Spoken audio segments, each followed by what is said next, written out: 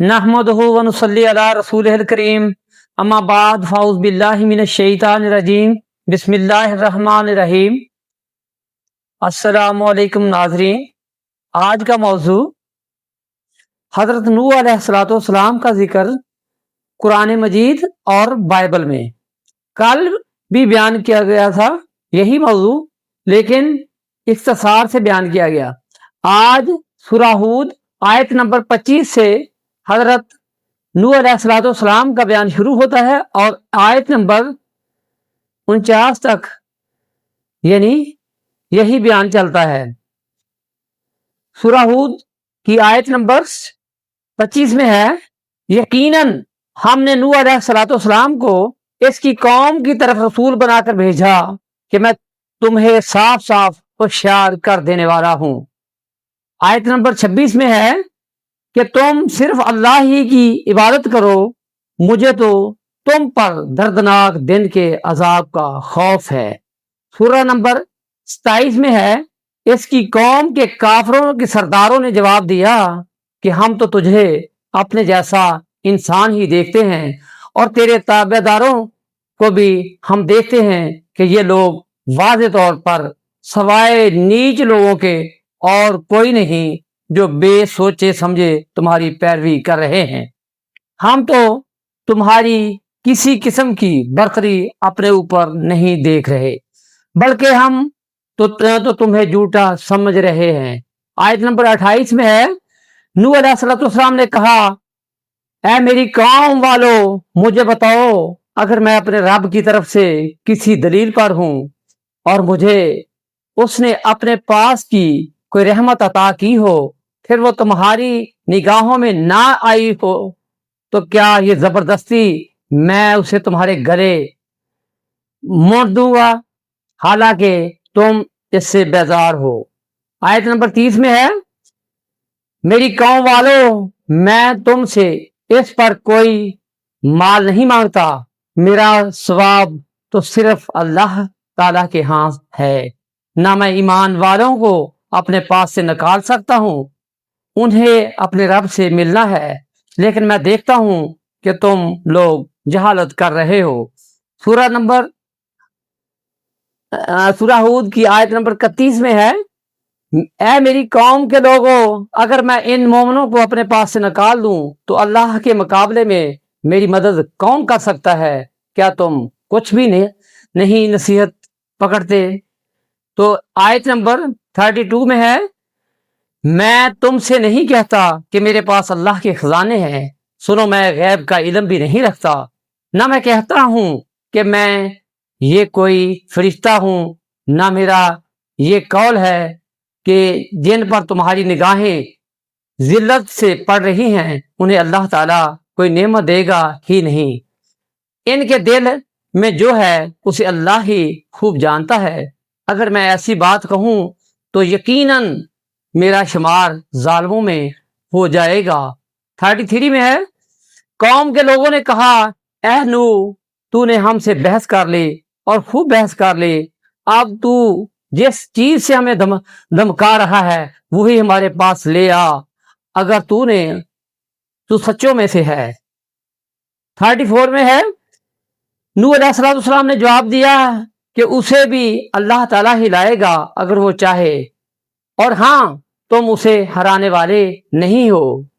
35 में है, तुम्हें मेरी खैर ख्वाही कुछ भी नफा नहीं दे सकती, गो मैं कितनी ही तुम्हारी खैर ख्वाही क्यों न चाहूं, बशर्ते के अल्लाह का इरादा तुम्हें गमराह करने का हो, वही तुम सब का परवरदिगार है और इसी की तरफ लुटाए जाओगे।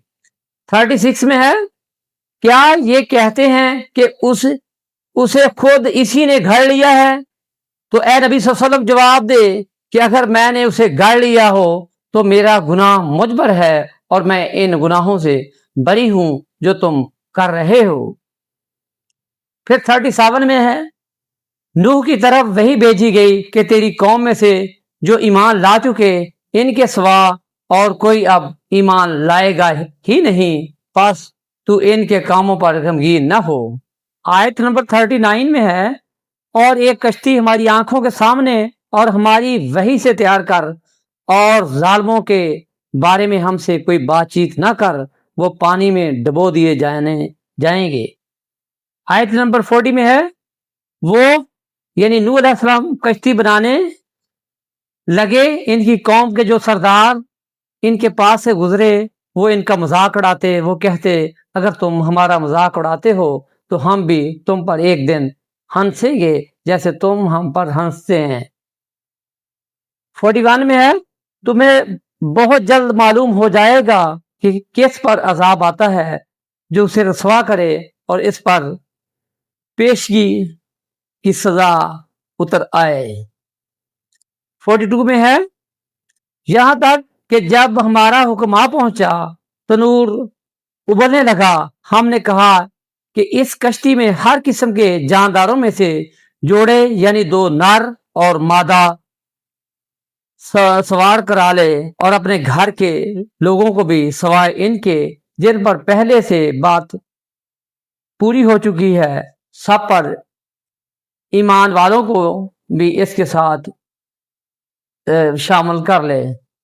یہ تھی سورہ ہود کی آیت نمبر 42۔ یہاں تک حضرت نوح علیہ السلام کا تعلق ہے، یہ قرآن مجید کی 21 صورتوں میں حضرت نوح علیہ السلام کا ذکر پایا جاتا ہے، اور حضرت نوح علیہ السلام کا نام مبارک 43 مرتبہ قرآن مجید میں آیا ہے۔ تو بائبل میں دیکھتے ہیں کہ کیا نوح علیہ السلام کے بارے میں لکھا ہے۔ پیدائش باب اس کا ہے 9، آیت ہے 20 اور 21۔